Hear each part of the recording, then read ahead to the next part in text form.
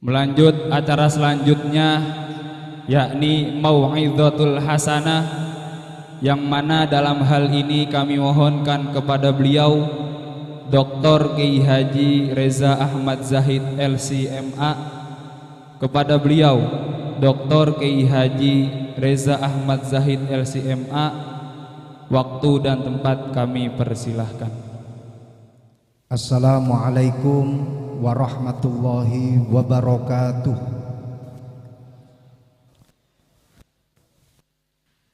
Insyaallah semuanya masih semangat.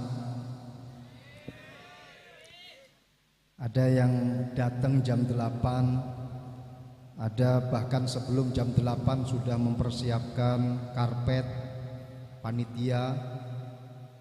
Saya minta walaupun toh acara molor sampai jam 11 baru dimulai, tapi jangan patah semangat. Mohon dijawab salamnya dengan semangat. Saya doakan yang jawab salamnya paling keras, insya Allah semua hutang-hutangnya segera terbayar.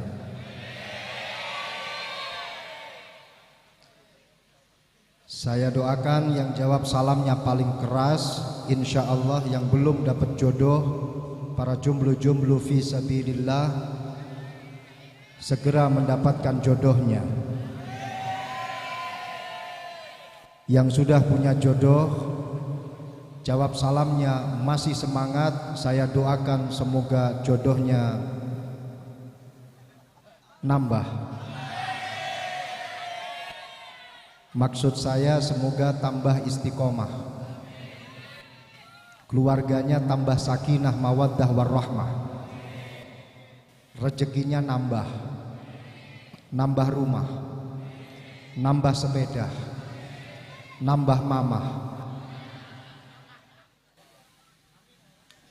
Assalamualaikum warahmatullahi wabarakatuh.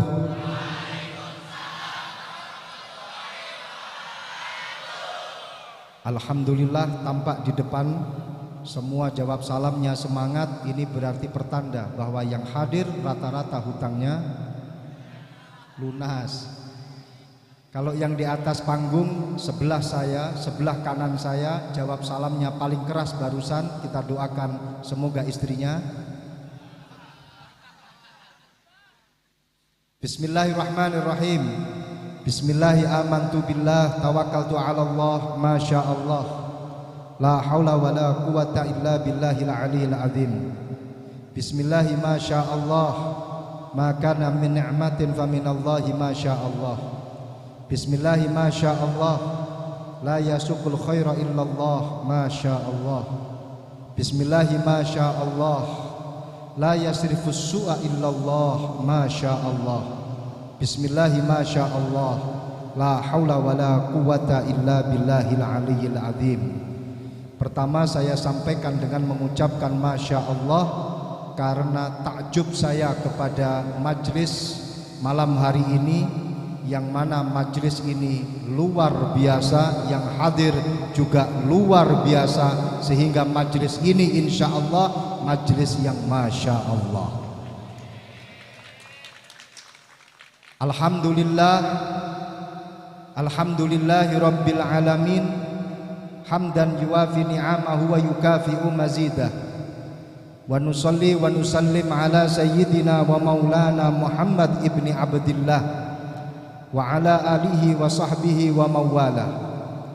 Allahumma syrah li sadri wa yassir li amri wahlul min lisani yafqahu qawli, amma ba'du. Hadratal muhtaramin ulama anal a'izza, para kiai, para habaib, para pejabat pemerintah, wabil khusus kepada ibunda kami tercinta, beliau panjenenganipun Ibu Nyai Hajah Zakiyah Imam Yahya Mahrus Al-Ishaqi, segenap para sesepuh alumni yang hadir di tengah-tengah kita. Beliau panjenenganipun Romo Kiai Haji Nawawi, sesepuh kita. Beliau panjenenganipun Romo Kiai Haji Khazin, sesepuh kita Romo Kiai Haji Mudzakkir, Romo Kiai Haji Agus Salim. Pak Kiai Agus Salim mana? Nggak naik ke atas. Pengumuman kepada Romo Kiai Haji Agus Salim untuk sekiranya berkenan naik ke atas panggung. Ini permintaan suara rakyat, jangan sampai ada angket yang disampaikan kepada MK. Shallallahu alaihi Muhammad.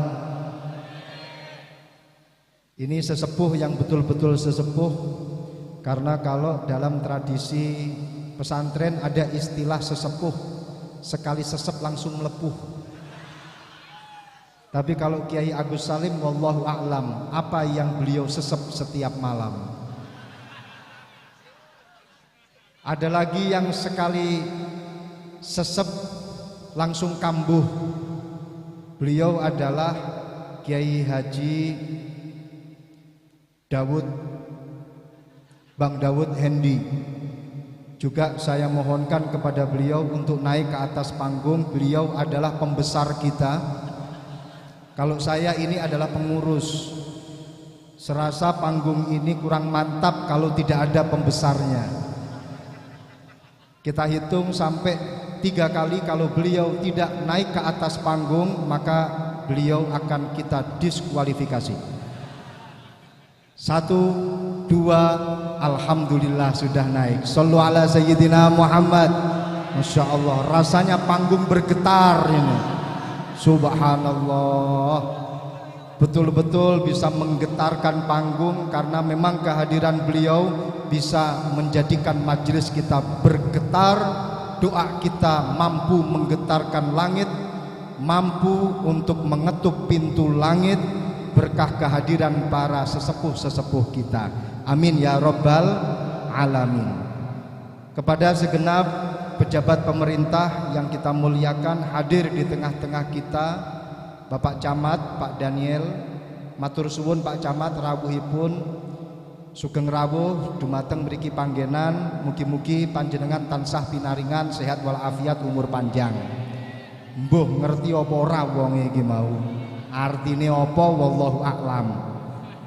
Kepada beliau Bapak Kiai Muhammad Rosyid yang juga lurah daripada wilayah kita, di mana kita saat ini hadir di tengah-tengah kelurahan beliau. Semoga beliau selalu mendapatkan kemudahan untuk segala urusannya. Amin ya rabbal alamin. Dan juga kepada segenap pejabat pemerintah dari unsur TNI, Polri maupun sipil, hadirin hadirat, para alumni, para wali santri rahimakumullah.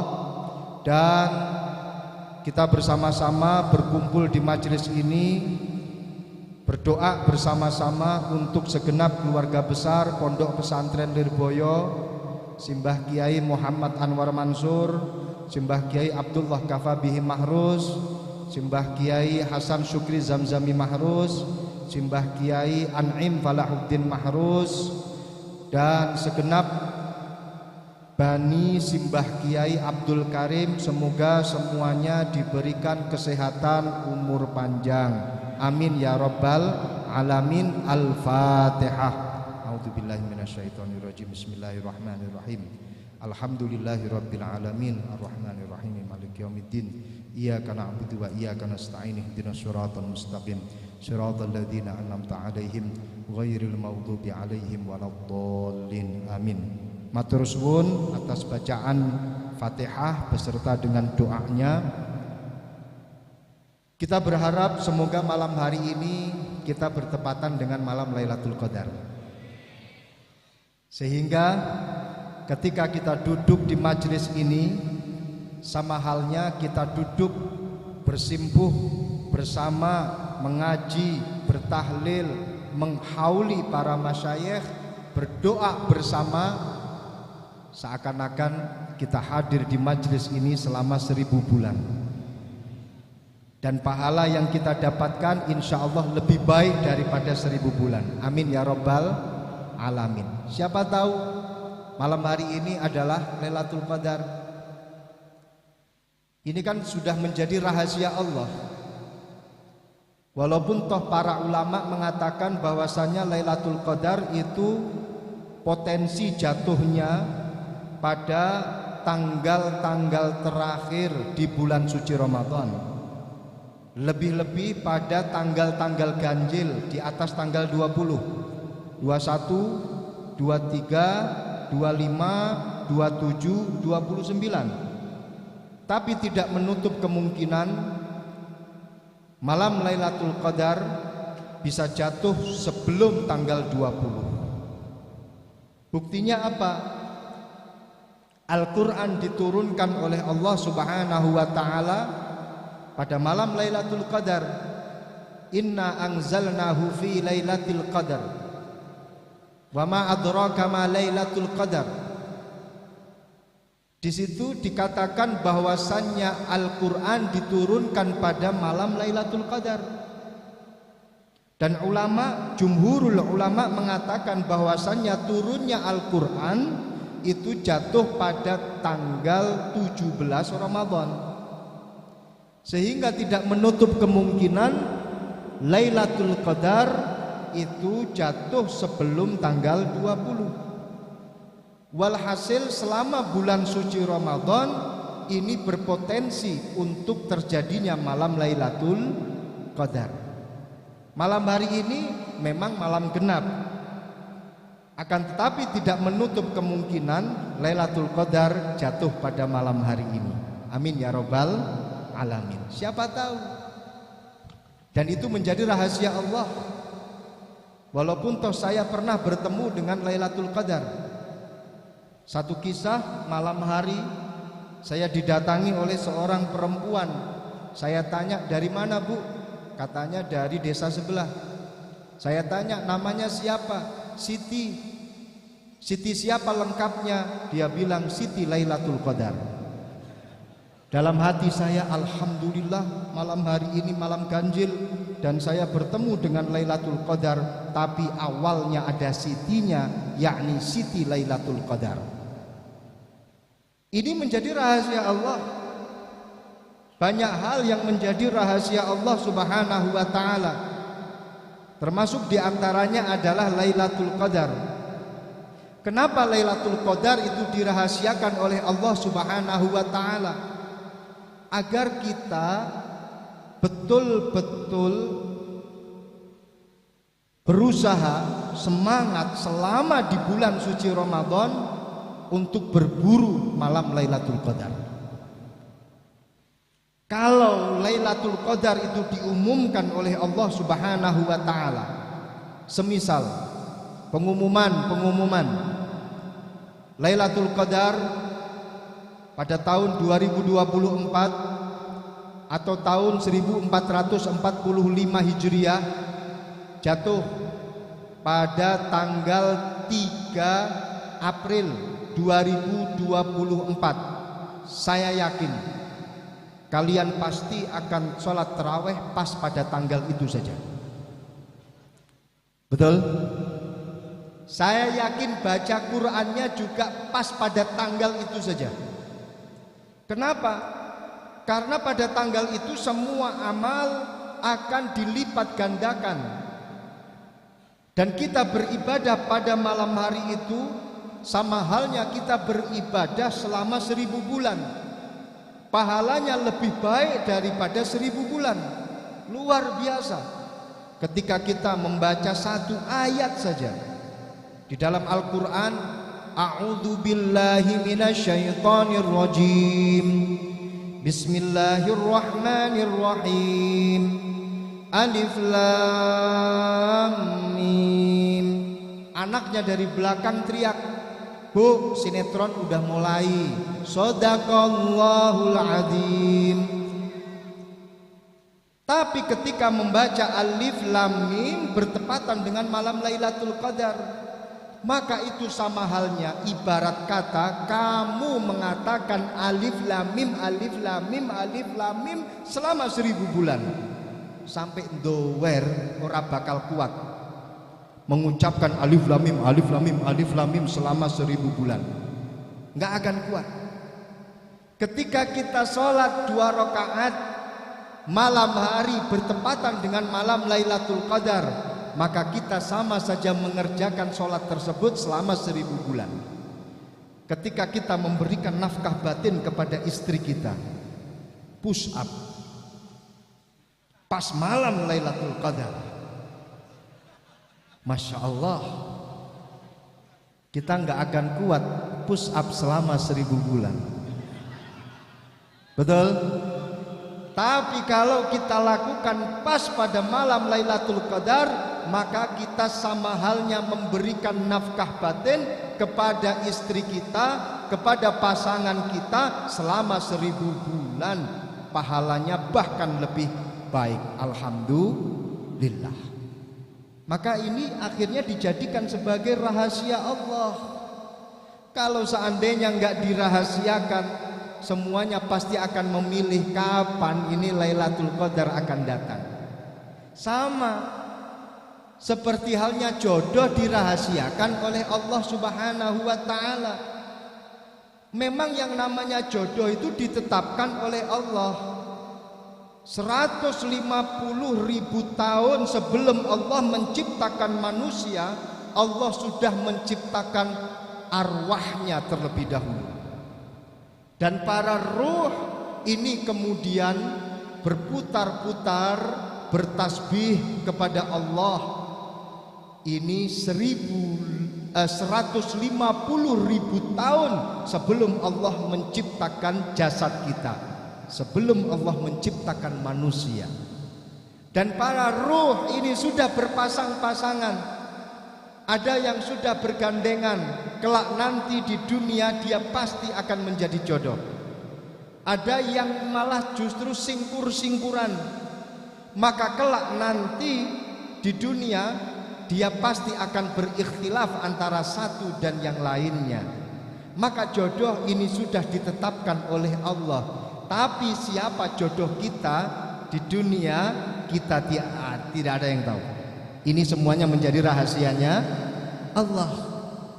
Banyak orang yang sampai melanglang buana, mondok jauh sampai ke Kediri. Semua warga sekitar mengatakan jodohnya pasti ada dekat di Kediri.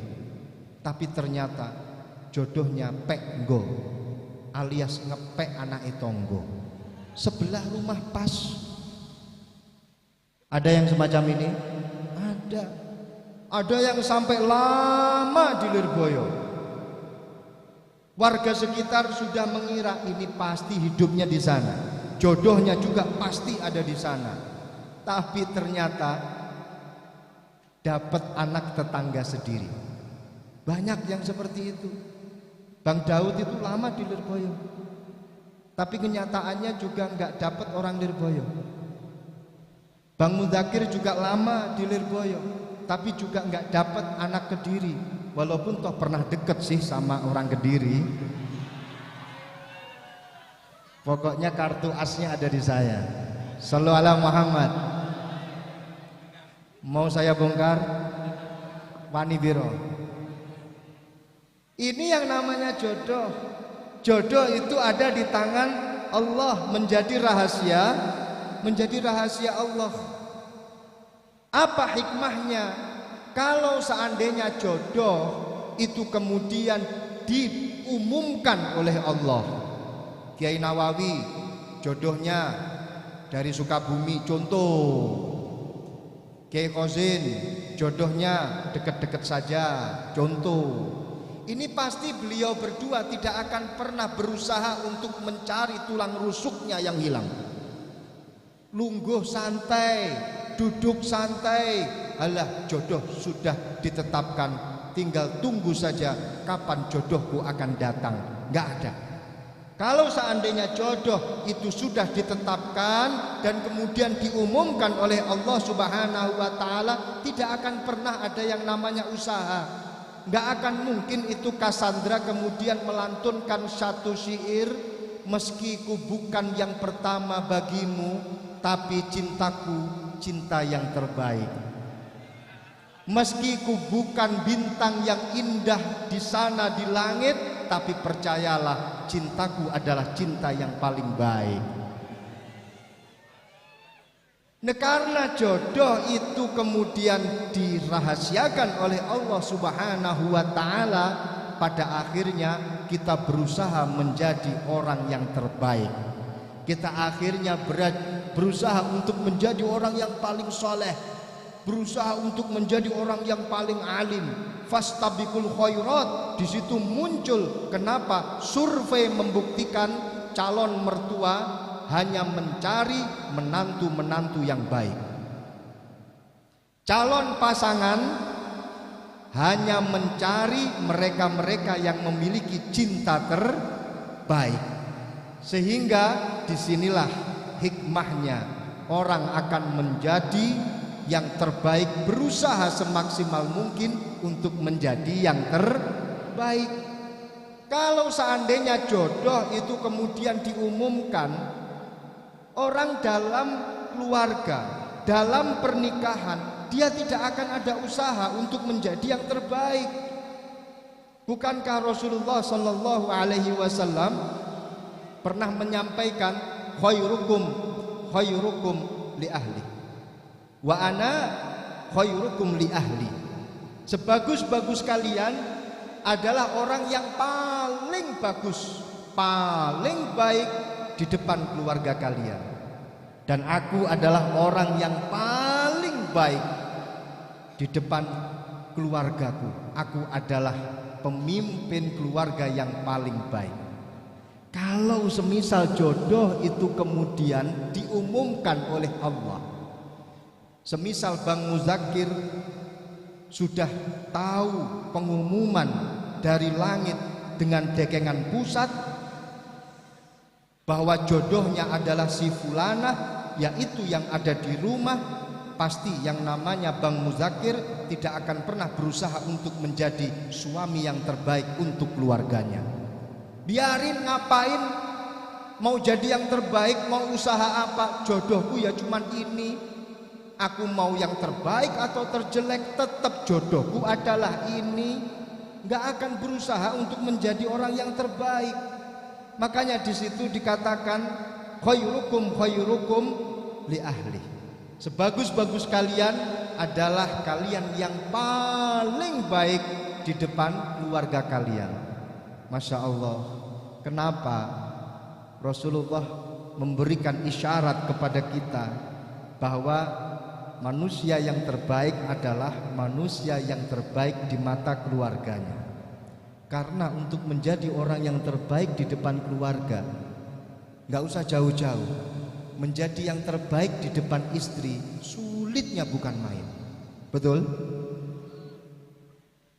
Kadang di depan sono, di depan jamaah, di atas panggung dielu-elukan, turun dari panggung semua cium tangan, masuk ke rumah istrinya belas sama sekali nggak cium tangan. Betul? Ada yang seperti itu? Banyak. Kadang di depan panggung, di depan jamaah dielu-elukan, sangat berwibawa. Masuk ke rumah sama sekali nggak ada wibawanya. Susah untuk menjadi orang terbaik di depan keluarga. Kalau kita menjadi orang yang terbaik di depan keluarga, maka percayalah, dia pasti akan menjadi manusia yang terbaik di depan jamaahnya. Ini standar dari Rasulullah Sallallahu Alaihi Wasallam. Dan itu nggak cuman kiai saja, sama pejabat-pejabat pemerintah juga sama. Di kantor kayak yo kata wong Jawa. Sama seperti Pak Danil jadi camat, kalau di kantor beliau wah wibawa camat. Tapi kalau di rumah wah sudah kata wong Jawa goblok dadak. Manut dingklu sama istri, betul? Sama. Pak Muhammad Rosid juga sama. Pokoknya kita ini adalah satu nasib lah. Ya Allah, shollu ala Muhammad. Sulit. Makanya untuk menjadi orang yang terbaik di depan keluarga kita.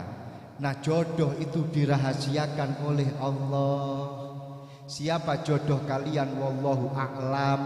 Yang penting kalian berusaha saja untuk menjadi orang yang terbaik, ilmune paling api, akhlaknya paling api. Insya Allah percayalah, yang namanya calon-calon mertua, survei membuktikan mereka menginginkan menantu yang terbaik. Terbaik dari sisi ilmunya, terbaik dari sisi akhlaknya. Tapi nggak usah khawatir, santri-santri yang mondok di pondok pesantren, dimanapun pondok pesantren, Bolo Dewe Besti Pondok Lirboyo, yang di Ploso juga sama, pondok pesantren mana saja, insya Allah kalian adalah manusia yang terbaik yang diburu oleh calon-calon mertua. Amin amin ya robbal alamin. Ilmune api, akhlake api, adabe api, insya Allah bojone ya. Amin ya robbal alamin. Karena saya percaya semua kebaikan yang kita dapatkan di dunia ini akan menjadi lebih baik ketika kita berusaha untuk mendapatkannya didampingi dengan yang namanya tirakat. Nah, santri itu full time, full day, bahkan full years pasti tirakat. Betul? Tirakat, sesuatu yang dijalani dengan jalan tirakat, sesuatu yang dijalani dengan cara tirakat didampingi dengan yang namanya tirakat, pasti hasilnya akan lebih baik. Maka kalian gak usah khawatir, barokah mondok insya Allah bojone solekah, barokah mondok insya Allah bojone wahyu, barokah mondok insya Allah semua tetangga akan antri ingin menjadikan kalian sebagai menantunya. Amin ya robbal alamin. Tapi ya harus tirakat di pondok, harus. Loh gimana tidak? Orang yang namanya para nabi-nabi semuanya itu mendapatkan anugerah, mendapatkan wahyu dari Allah Subhanahu wa taala. Semuanya itu tirakat. Semuanya tirakat. Nabi Musa alaihi salam mendapatkan kitab Taurat poso 40 dino. 40 hari beliau berpuasa. Setelah itu mendapatkan kitab Taurat. Siapa lagi? Nabi Adam alaihi salam sebelum dosa-dosanya diampuni oleh Allah Subhanahu wa taala tirakat. Nabi Adam itu ketika diceblokkan, diturunkan, ceblokkan. Ketika Nabi Adam itu diturunkan oleh Allah dari surganya Allah, menangis sekuat-kuatnya, dan tidak pernah ada tangisan yang melebihi tangisannya Nabi Adam. Sampai hari kiamat tidak ada tangisan yang melebihi tangisannya Nabi Adam dari sisi dahsyatnya, karena beliau sangat-sangat getun, alias apa getun? Menyesal kenapa memakan buah khuldi, menangis sejadi-jadinya. Dan diriwayatkan tidak ada tangisan yang lebih hebat daripada tangisannya Nabi Adam alaihi salam krono menyesal memakan buah khuldi.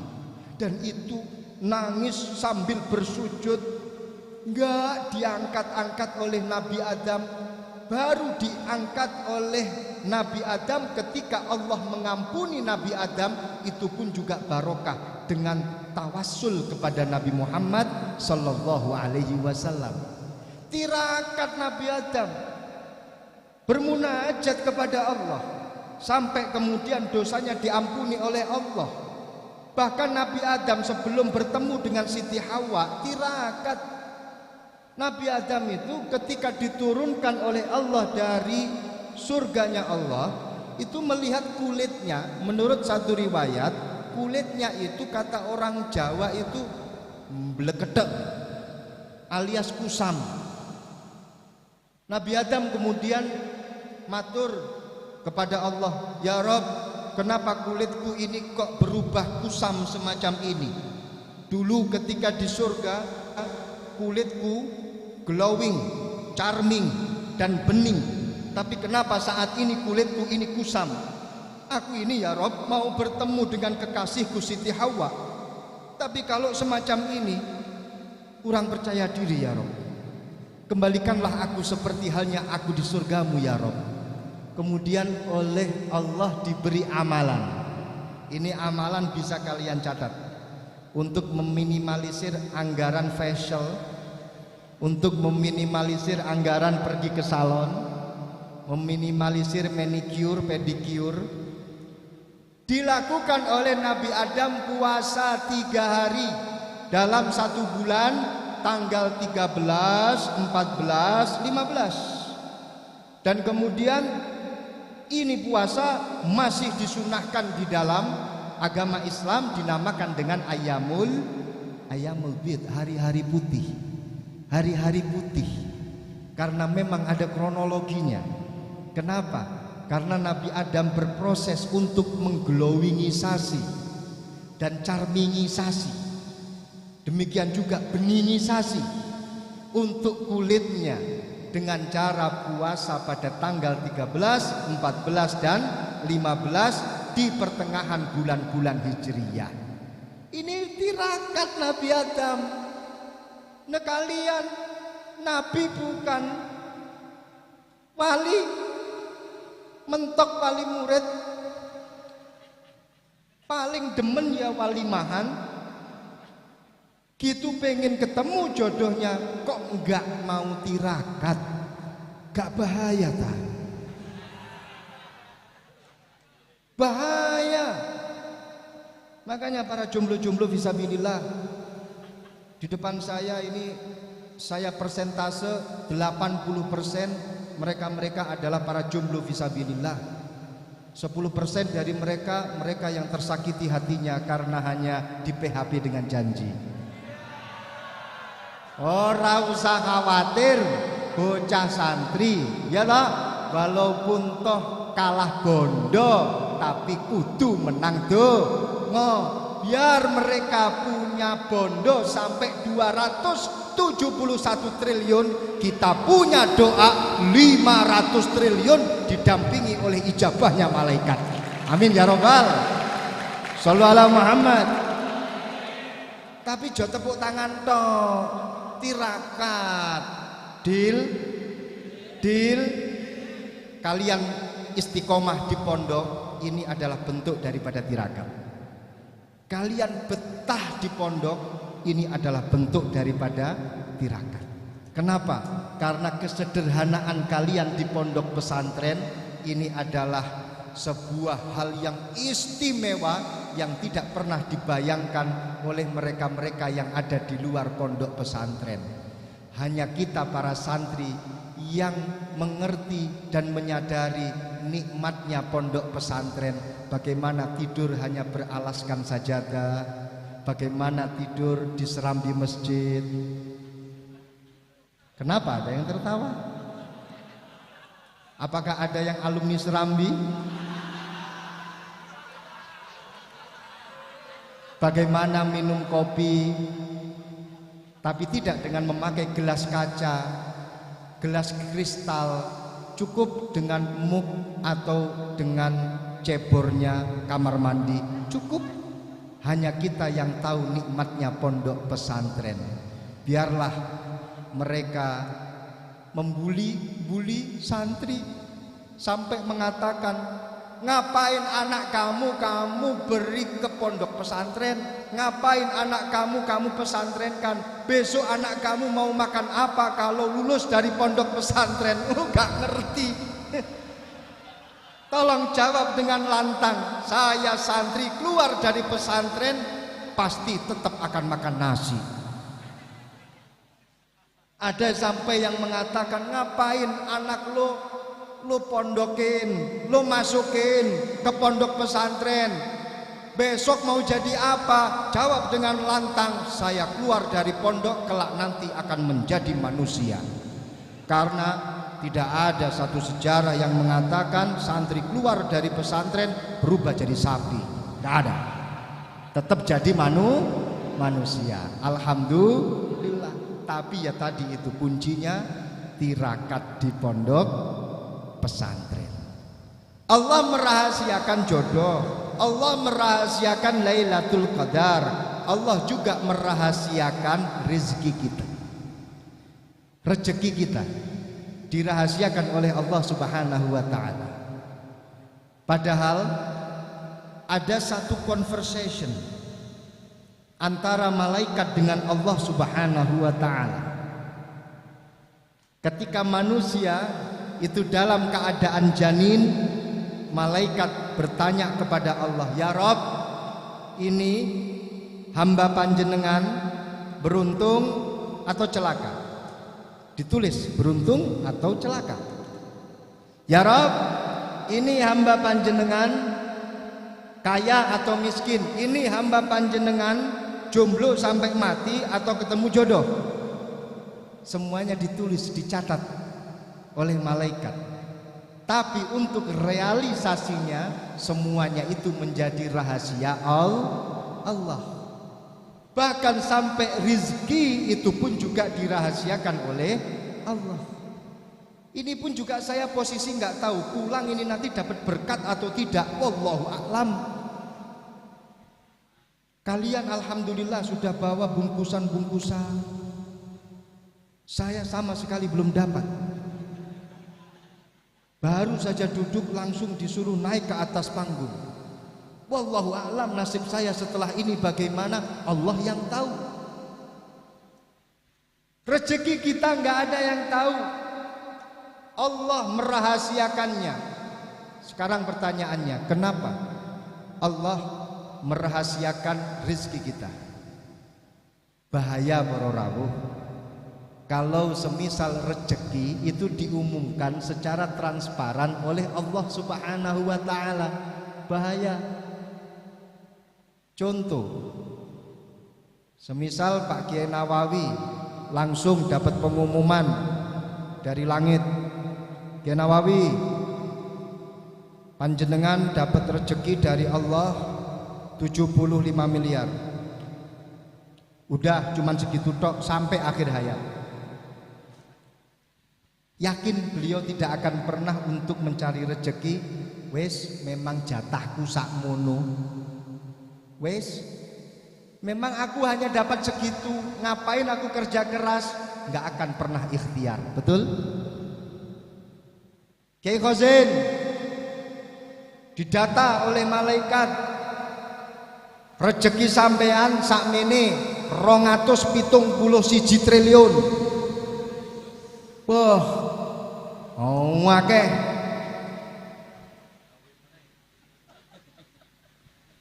Ini nanti pasti beliau tidak akan pernah mengejar rezekinya kembali, lupa dengan kaidah kharrik yadak ya'tika rizquka. Lupa dengan satu kaidah, gerakkan tanganmu maka rizkimu akan datang kepadamu. Jadi dengan rizki itu dirahasiakan oleh Allah, akhirnya kita berusaha mengisi waktu-waktu kita dengan mencari rizki yang halal. Muncullah kemudian perintah tolabul halal fariidatun ala kulli muslimin. Mencari rezeki yang halal hukumnya adalah wajib untuk orang-orang muslim. Kalau rezeki itu diumumkan, dan ini pernah ditanya oleh orang-orang kafir Quraisy pada waktu itu, tanya kepada Rasulullah, "Ya Rasulullah, kenapa sih kok pakai ada rahasia-rahasia masalah ilmu? Kalau toh memang jatah saya sekian triliun, kasihlah di depan langsung. Ngapain pakai dirahasiakan? Kalau semisal jatah saya sekian, kasih aja di depan langsung, ketika saya lahir langsung dapat, selesai. Kan enak gitu, transparan di depan. Kenapa harus pakai rahasia-rahasia? Di dalam Al-Quran dijelaskan walau basatallahu ar-rizq li'ibadihi labaghaw fil ardh. Kalau Allah Subhanahu wa taala itu membeberkan semua rizki untuk para hamba-hambanya Allah, you dapat sekian, you dapat sekian, kamu dapat sekian, maka kata Al-Quran, labaghaw fil ardi, mereka pasti akan bercekcok antara satu dan yang lainnya. Mereka pasti akan durhaka, akan melakukan hal-hal yang terlaknat di muka bumi ini. Kenapa? Al-Imam Ali Ad-Daqqaq, Imam Ali Ad-Daqqaq ini pernah memberikan satu, ya Allah, pernah memberikan satu isyarat kepada kita, bahwasannya Imam Ali Ad-Daqqaq itu adalah guru daripada Al-Imam Al-Qushairi. Imam Al-Qushairi ini adalah pengarang daripada kitab Risalah Qushairiyah. Itu Imam Ali Ad-Daqqaq. Beliau ini Masya Allah seorang sufi besar, alim allamah. Beliau pernah bertanya kepada seorang amir, kepada seorang panglima perang. Beliau hidup pada abad keempat atau kelima Hijriah. Ali Ad-Daqqaq pernah bilang kepada seorang amir, seorang panglima perang, wahai amir, wahai panglima perang, ayyuhuma ahabbu ilaika baina malika wa aduwika, mana yang lebih kamu cintai antara hartamu atau musuhmu?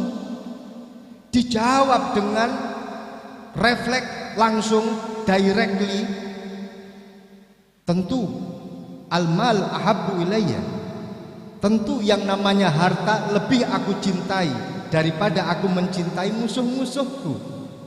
Apa kata Al-Imam Ali Ad-Daqqaq? Bagaimana kamu mencintai harta dan kamu membenci musuh-musuhmu? Tuhibbul mal wa tadrukuhu ba'daka, kamu cinta kepada hartamu, sedangkan kamu akan meninggalkan hartamu ketika kau sudah meninggal dunia.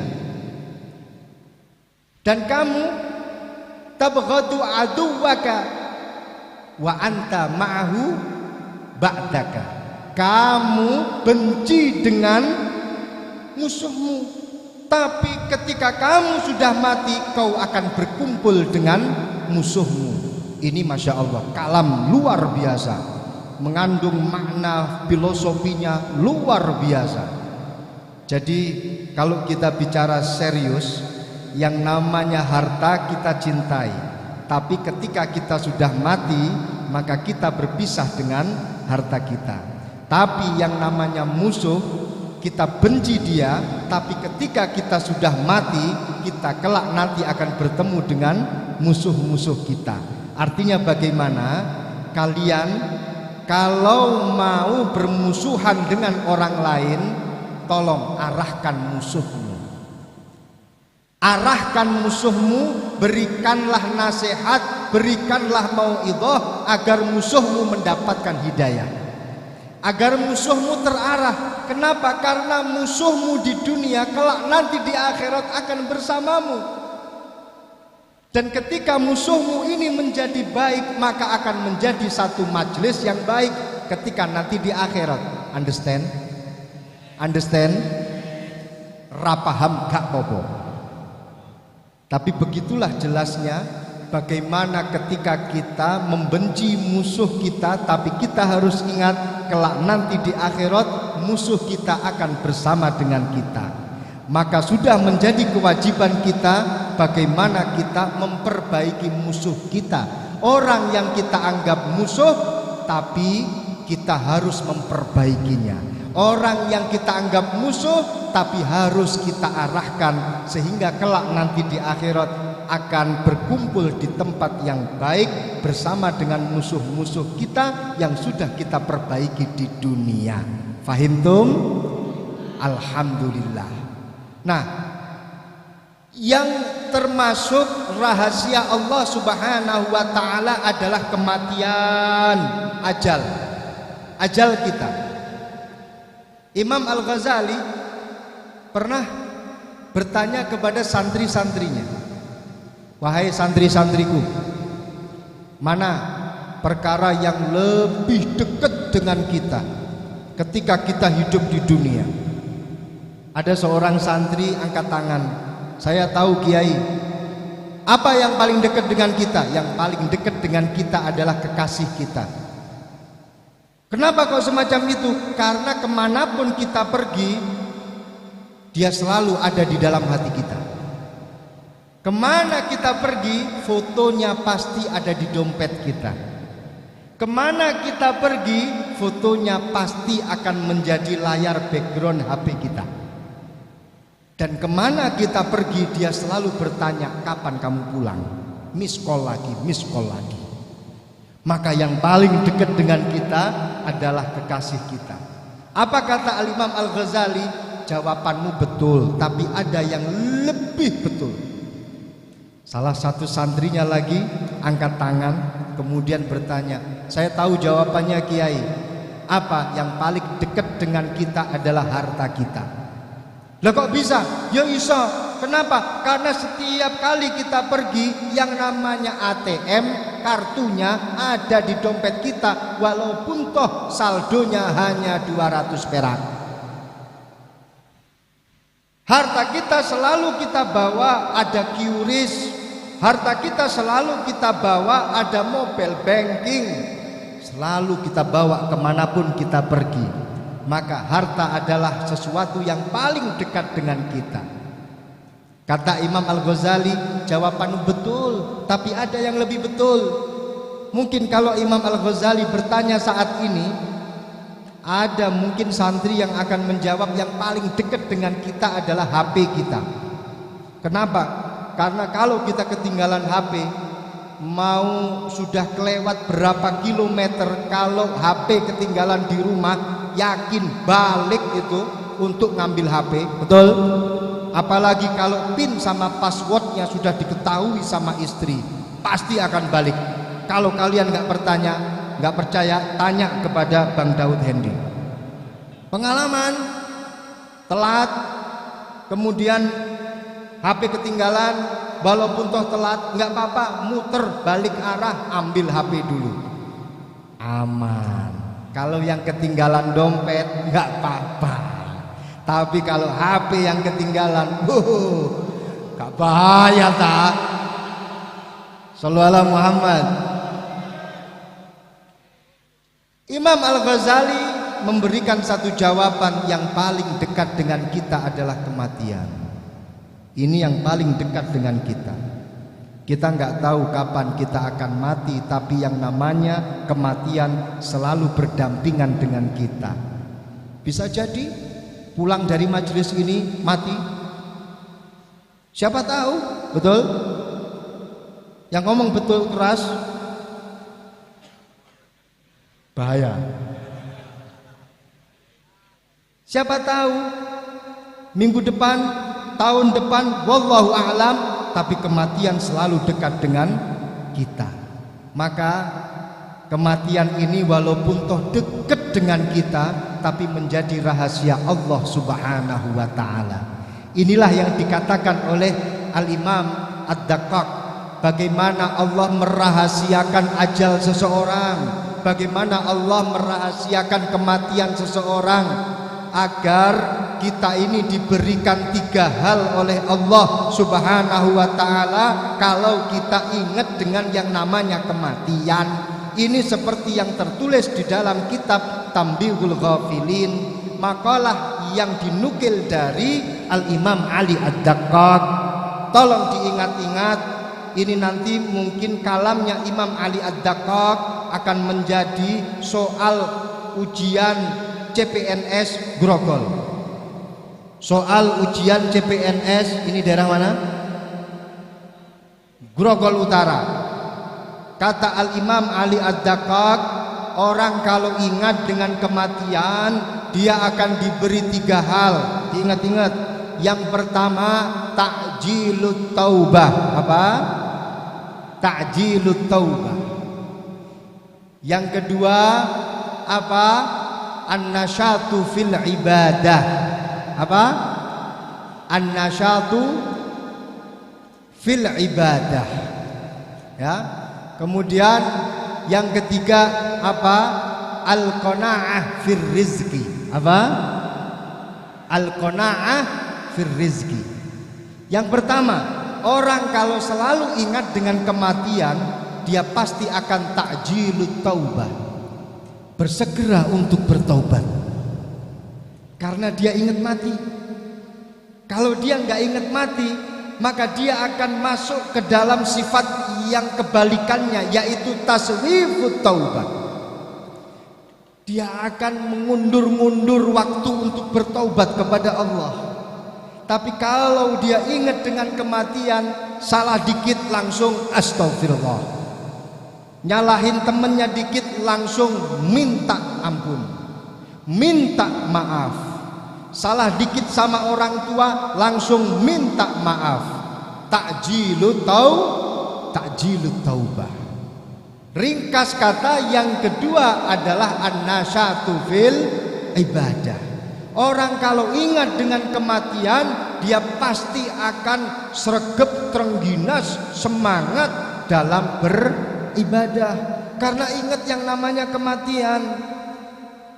Aku bentar lagi mati, aku bentar lagi dikubur. Kalau aku nggak punya modal untuk bertemu dengan Allah, nggak bahaya tak? Bahaya. Aku bentar lagi mati. Kalau aku nggak sregep semangat dalam beribadah, emang boleh? Nggak oleh. Makanya di situ satu hikmah yang luar biasa. Bagi orang yang ingat dengan kematian, pasti ibadahnya akan semangat. Sama seperti alumni-alumni pondok pesantren, khususnya Lirboyo. Kalau ingat dengan kematian, pasti akan sregep semangat istighosahan. Ingat dengan kematian, pasti akan sregep semangat jauh sana. Kalau ingat dengan kematian, pasti akan semangat untuk tahlil haul bersama-sama, beribadah bersama-sama. Ini yang namanya an-nasyatu fil ibadah, menjadi ciri daripada orang yang selalu ingat dengan kematian.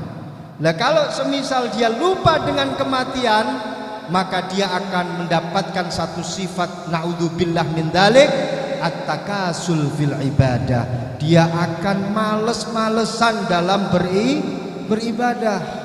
Naudzubillah min dzalik. Kapan matiku? Allah yang tahu, yang jelas masih lama. Ngapain aku ibadah saat ini? Ngapain aku semangat beribadah? Toh juga masih muda. Entar kapan wae lah. Mau beribadah, masih panjang umur saya. Ini kalamnya orang, perkataannya orang yang lupa dengan yang namanya kematian. Yang ketiga, orang kalau ingat dengan yang namanya ibadah, yang namanya kematian, dia pasti akan selalu merasa cukup dengan apa yang dia miliki. Al-qanaah fir rizki. Cukup pengajian sampai di sini, cukup. Cukup berkatnya sekian, cukup. Dapat satu kresek, dapat satu kotak berkat, cukup. Nggak akan ngambil punya temennya, cukup. Buat apa saya banyak-banyak? Toh nanti saya juga akan mati, dunia juga nggak akan saya bawa. Beda dengan orang yang lupa dengan kematian, dia pasti akan memiliki satu sifat apa? Tarkul kafaf. Tarkul kafaf fima indahu. Dia akan merasa tidak cukup, merasa kurang setiap apa yang dia miliki. Naudzubillah min dzalik. Makanya ini yang namanya kematian dirahasiakan oleh Allah Subhanahu wa taala. Hikmahnya apa? Agar kita selalu mengingat kematian. Dengan mengingat kematian, kita pasti akan memiliki tiga sifat tersebut. Saya ulangi sekali lagi. Yang pertama adalah ta'jilut taubah. Yang kedua adalah an-nasyatu fil ibadah. Yang ketiga adalah al-qanaah fir rizki. Alhamdulillah. lillah. Hadirin hadirat yang dimuliakan Allah Subhanahu wa taala, saya mengucapkan apresiasi yang sebesar-besarnya untuk para alumni, untuk para santri yang sudah berusaha semaksimal mungkin untuk mengadakan acara yang super istimewa malam hari ini, menghauli para masyayikh Pondok Pesantren Lirboyo, khususnya Romo Kiai Haji Abdul Karim, muassis daripada Pondok Pesantren Lirboyo. Semoga kita mendapatkan barokah dari beliau-beliau. Semoga kita selalu diakui santrinya oleh beliau-beliau. Amin. Semoga silsilah kita tetap sambung dengan beliau. Amin ya robbal alamin. Ini penting saya sampaikan, bagaimana kita harus berusaha untuk selalu menyambung silsilah kita. Dan ini hebatnya para ulama-ulama kita, membuat istilah silsilah bukan dengan istilah yang lain. Silsilah ini kalau kita terjemahkan ke dalam bahasa Indonesia, artinya adalah rantai. Sehingga kalau kita tersambung dengan guru kita, berarti kita punya rantai, punya silsilah. Pertanyaannya, kenapa para ulama-ulama kita tidak pakai istilah yang lain? Semisal pakai istilah karet, atau dalam bahasa Arabnya al-matot, atau tidak dengan istilah katakanlah tali atau tali tampar bahasa Indonesianya, tambang. Kenapa nggak pakai istilah tambang? Dalam bahasa Arabnya itu hablun. Tapi kenapa pakai silsilah yang artinya adalah rantai? Karena yang namanya rantai itu memiliki karakter yang berbeda dengan karet, dengan tambang, beda karakternya. Kalian kalau menemukan karet, potongan-potongan karet sudah putus, sudah kepotong, kalian temukan di jalan, kalian masih bisa mengatakan ini adalah karet, betul? Ataupun hablun atau tambang. Tali tambang, ketika kamu temukan ada potongan tali tambang yang awalnya itu ada 1 meter, kemudian terpotong jadi 30 cm, kalian temukan di jalan, kalian masih bisa mengatakan ini adalah tali tambang, betul? Tapi ini sifat, ini karakter tidak akan pernah kalian temukan pada rantai. Kalau ada satu lingkaran rantai, satu lingkaran silsilah tergeletak di pinggir jalan, kamu temukan, kalian tidak akan bisa mengatakan hadhihi silsilah. Kalian tidak bisa mengatakan ini adalah tali rantai. Bisa nggak? Nggak bisa. Itulah hebatnya bagaimana ulama memberikan istilah silsilah ketika orang yang masih tetap sambung dengan para guru-gurunya. Berarti silsilahnya masih tersambung. Tapi kalau dia sudah putus hubungan, maka dia sudah tidak ada lagi yang namanya silsilah. Ketersambungan kita ini menjadi penting. Kenapa? Ibarat silsilah, ibarat rantai. Ketika rantai digantung, rantai yang bagian atas ini adalah guru-guru kita, sedangkan rantai yang bagian bawah ini adalah kita. Kalau rantai yang bagian atas itu digoyang, yang bawah ikut goyang enggak? Goyang. Artinya ketika yang atas itu berdoa kepada Allah, maka kita pun juga pasti akan mendapatkan barokah doanya para guru-guru kita yang di atas. Amin ya robbal alamin. Rantai itu kalau yang bawah digoyang, yang atas ikut goyang nggak? Goyang. Maka ketika kita ini adalah para santri yang ada di bawah, silsilahnya ada di bawah, ketika kita berdoa nggak usah khawatir, yang atas guru-guru kita pasti juga akan ikut mendoakan kita. Amin ya robbal alamin. Makanya haul ini adalah majlisut talahub bainana wa baina masyayikhina. Karena memang yang namanya haul itu adalah majlisut talahub bainal ahya'i wal amwat. Fahimtum? Yang namanya haul ini adalah majlis pertemuan antara mereka yang masih hidup dengan mereka-mereka yang sudah wafat. Majlis haul ini adalah majlis pertemuan kita dengan para guru-guru kita. Yakinlah, dengan menghadiri majlis haul semacam ini, insya Allah silsilah kita tersambung dengan guru-guru kita. Amin. Ketika kita menghadiri acara haul, haulnya siapa saja, ini sama halnya kita menyambung silsilah dengan ashabul haul. Ketika silsilah kita tersambung, insya Allah seperti halnya rantai, kita selalu akan mendapatkan barokah doa dari para guru-guru kita, beliau para ashabul haul. Amin amin ya robbal alamin. Hadirin hadirat yang dimuliakan Allah subhanahu wa ta'ala, tak terasa sudah mendekati waktu imsak. Maka dengan demikian kita akhiri saja pertemuan kita malam hari ini.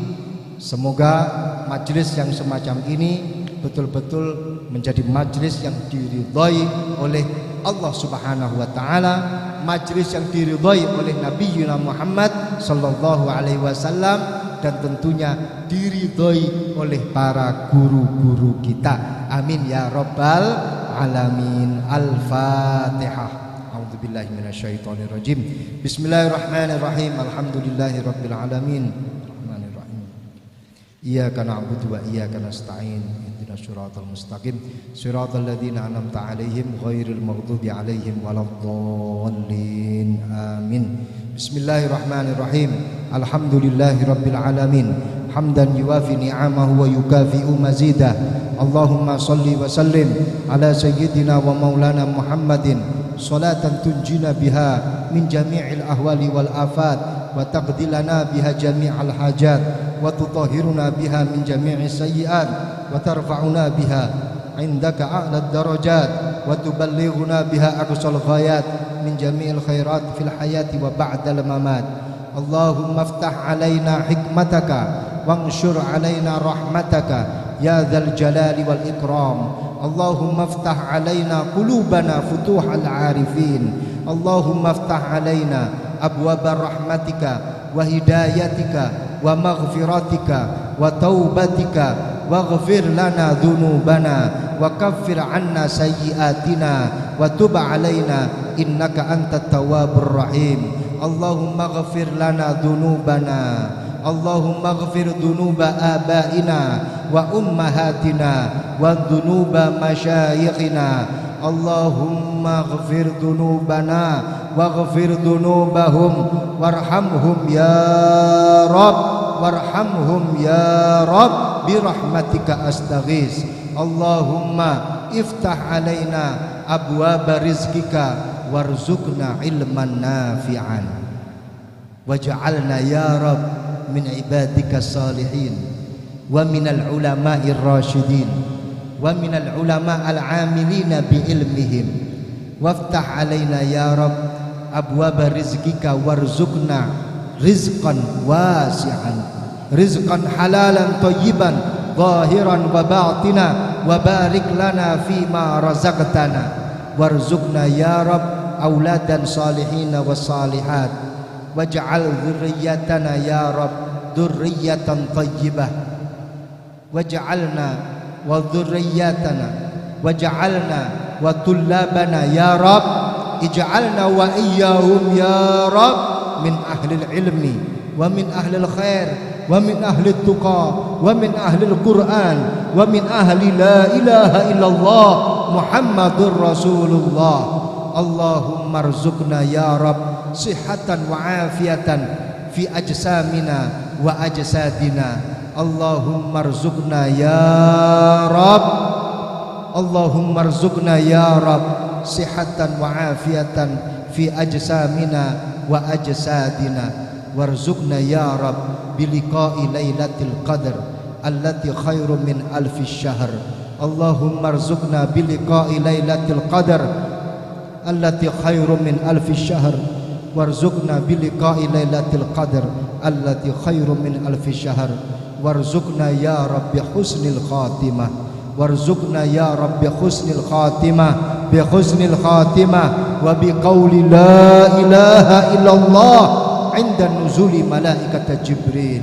Allahumma ja'al jam'ana hada jam'an mardiya jam'an mubaraka wa tafarruqana min ba'dihi tafarruqan ma'suman marhuma.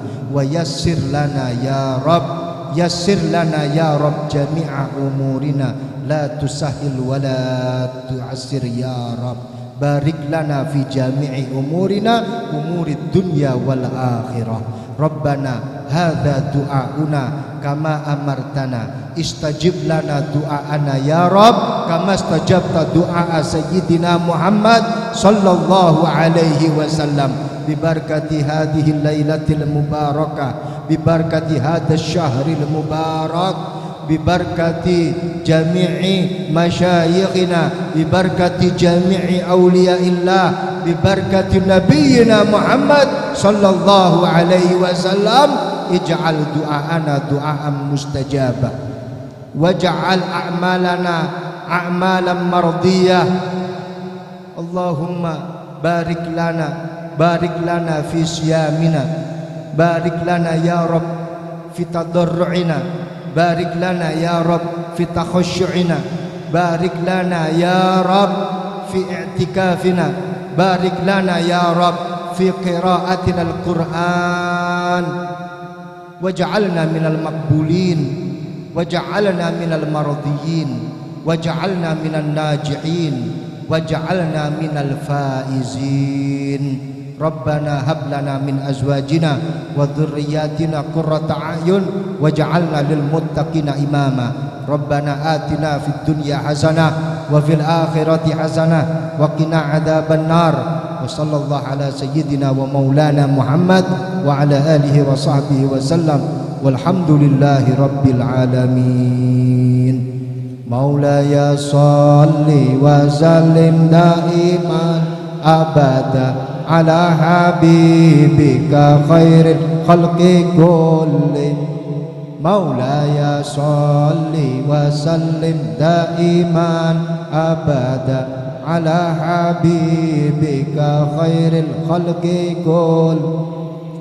Maulaya salli wa sallim daiman ala habibika khairil khalqi kullihi huwal habib turja syafa'atuhu li kulli hawlin minal ahwali muqtahimi huwal habibul ladzi turja syafa'atuhu li kulli hawlin minal ahwali muqtahimi huwal habib turja syafa'atuhu li kulli hawlin minal ahwali muqtahimi. Ya Rabbi bi Mustafa balligh maqasidana waghfir lana ma madha ya wasi'al karami. Ya Rabbi bil balligh maqasidana waghfir lana ma madha ya wasi'al karami. Ya Rabbi bi Mustafa balligh maqasidana waghfir lana ma madaya wasi'a karami sallallahu rabbuna ala nuril mubin Ahmada Mustafa Sayyidil Mursalin wa ala alihi wa sahbihi ajma'in sallallahu rabbuna ala nuril mubin Ahmada Mustafa Sayyidil Mursalin wa ala wa sahbihi ajma'in sallallahu rabbuna ala nuril mubin Ahmad al-Mustafa Sayyidil Mursalin wa ala alihi wa sahbihi ajma'in. Sighat salawat yang baru saja kita lantunkan bersama-sama ini juga selalu dilantunkan ketika kita ada di pondok pesantren. Betul?